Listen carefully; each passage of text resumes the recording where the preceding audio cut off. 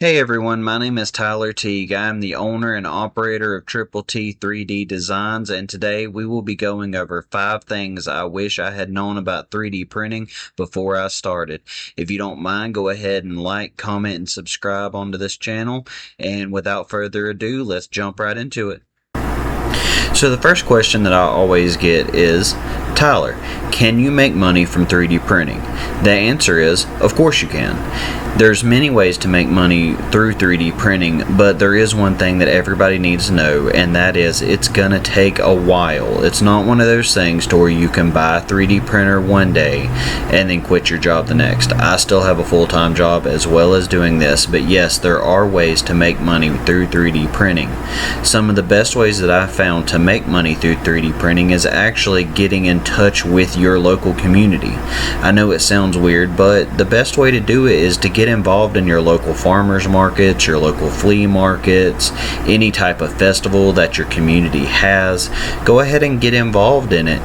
Rent a booth and set up and get started through the day and make money selling your prints that way. That's the easiest way that I've found to be able to make money off of 3D printing so far. That's not the only way to make money though. You can also get online with places like Etsy, Facebook Marketplace, eBay, Temu. There's a bunch of different ways to be able to make money online as well as in person, but I've found that the easiest way to build your 3D printing business is actually through the in-person face-to-face interactions that you get whenever you're at places like the flea market, the farmers market, town events.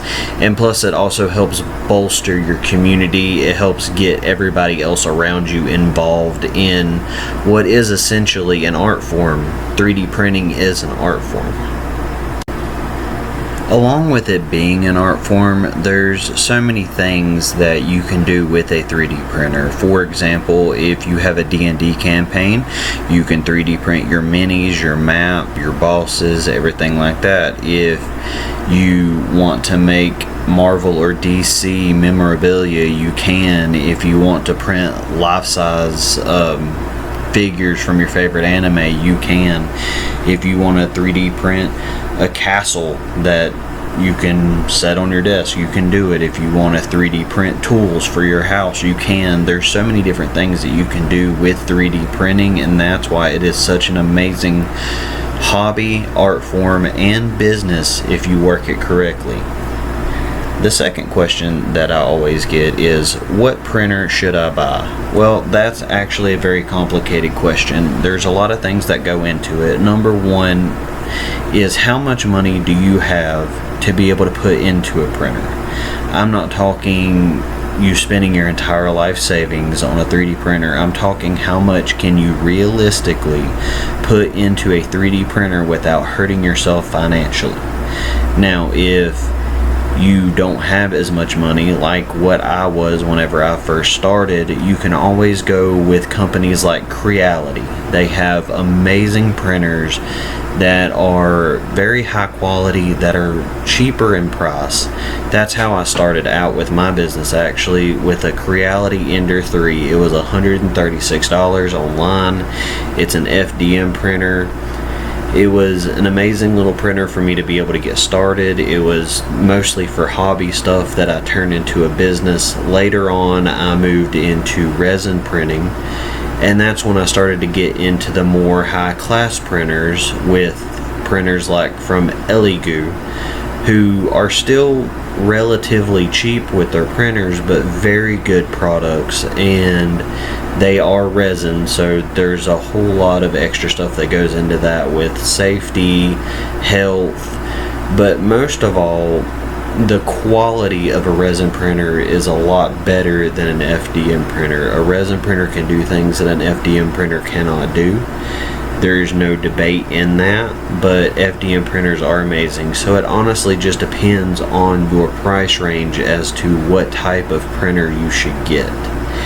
If you have an extra $400 or $500 that you want to put into a printer, then I definitely suggest going somewhere like Elegoo, Bamboo Labs, Prusa, Anycubic. There's a bunch of different printing options there, and if you are wanting to go with the cheaper route to start with, then definitely look into companies like Creality, who still have amazing printers, but they are on a cheaper scale that are more affordable for the everyday person.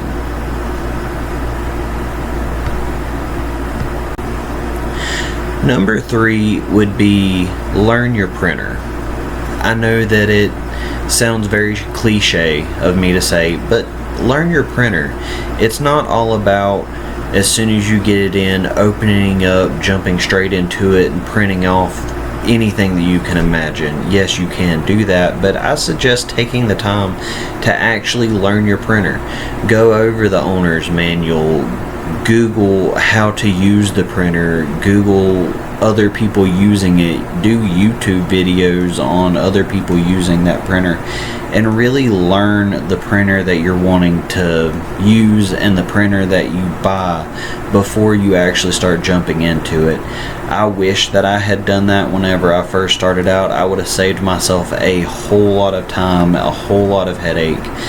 My very first experience with my 3D printer, I spent 12 hours trying to print something out, and I could not get it to print, and it's because I made a very simple mistake whenever I put the printer together, and it made me feel like such an idiot when all I had to do was literally just read the owner's manual and go back over the instructions, but I got too excited and just jumped straight into it. So my biggest piece of advice for people trying to start out their 3D printing journey is to learn your 3D printer. Take the time to sit there and learn it before you use it, and I promise you it will save you so much time, so much headache, and so much struggle down the line if you take the time to learn your printer. Also, a little side note with that, do updates on your printer. So that's a major thing, and Elegoo is actually very good about that. If you connect your printer to the internet, which most printers can do that now, if you connect your printer to your home internet, then Elegoo or whatever printing company that you have will send regular updates to you. You do have the option to not do those updates, but I would suggest go ahead, take 5 minutes, do the update. It will save you a lot of trouble down the line. I have learned that very recently because Elegoo actually fixed a bunch of problems that my printer did have, that if I had done the update sooner, I would have fixed it sooner, but I was in a rush and just went ahead and started printing without it. So go ahead and learn your printer and do your printer updates. It will save you a lot of headache. The next thing that I would say would be number 4, learn your slicer program. Now, a slicer program is where you take your 3D printed file that you either design yourself on something like Blender or Tinkercad, or whether you download it on somewhere like Thingiverse, Loot Studios, My Mini Factory, and you put it into this app on your computer to slice it into pieces. That way your printer knows how to print the design that you are wanting to do. It not only does that, but you can also arrange it on the print bed. You can put supports on it or take away supports. You can do virtually anything on a slicer program to get your print ready to be printed. So learn your slicer program, whether you use Prusa Slicer, Ultimaker Cura Pro, Chidubox, which is my personal favorite. Lychee Slicer is another good one to get into. I've used Lychee for a while on different products. Definitely learn your slicing program, because slicing programs have so much more to offer than just arranging the print on the bed, slicing it into layers, and then printing. You can hollow it out, you can duplicate, you can cut it in half, you can do all kinds of stuff on a slicer program that, if you just take the time to learn it, can make your 3D printing experience so much better. The biggest thing that I would say, especially if you're doing resin 3D printing, is to, in your slicing program, fine-tune your exposure settings. My exposure settings most of the time is 28 seconds for the first 5 layers, and then it's 3 seconds per layer after that. And I found that with my printer, it's what works best, but the standard is 30 seconds for the first 5 layers and then 5 seconds per layer after that. So if you just fine tune it inside of the Slicer program, you can actually end up with better quality products and a lot happier and better feedback from yourself with the product that you get, and it just makes your life a whole lot easier to go ahead and just take the time to learn your slicing program. So number 5 would be, don't be afraid of supports. And I cannot stress this enough. Do not be afraid to put supports on your 3D print.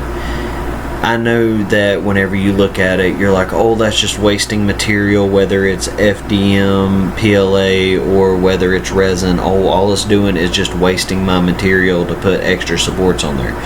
Honestly, it's not wasting nowhere near as much material as what you think that it is. I know in your head it's a lot, but it's really not.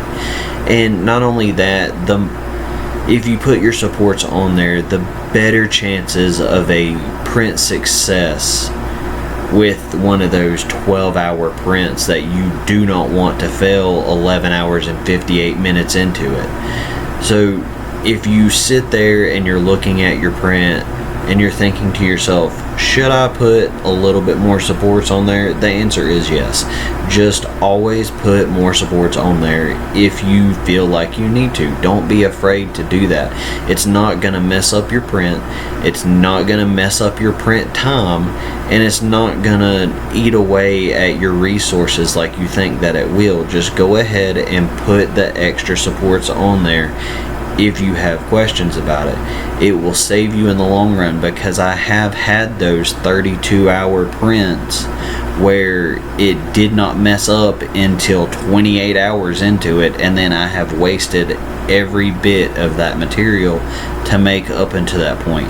So definitely just put the extra supports on there if you think that they need it. If you just have a gut feeling, trust your instincts, put the extra supports. Don't be afraid of it. I just wanted to say thank you guys so much for watching and listening to my video. I have so much fun doing stuff like this for y'all. It really is the highlight to my week to be able to sit here, 3D print, be able to get to know y'all be able to get to know me.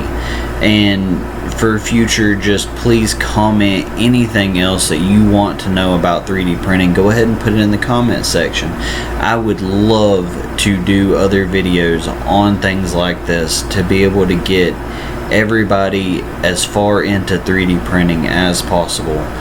And y'all can help me out too. If you've been 3D printing for a while and you see that I'm doing something stupid, please let me know, because I will listen. I'm not one of those people that will sit there and say that I know everything, because I do not. I've been doing this for 4 years now and still learning something new every single day. So anytime I learn something, I will tell y'all so y'all can learn it too, so you don't have to go 4 years making the same mistakes that I have. So please like, subscribe, comment on this video, and I can't wait for the next one. See y'all soon.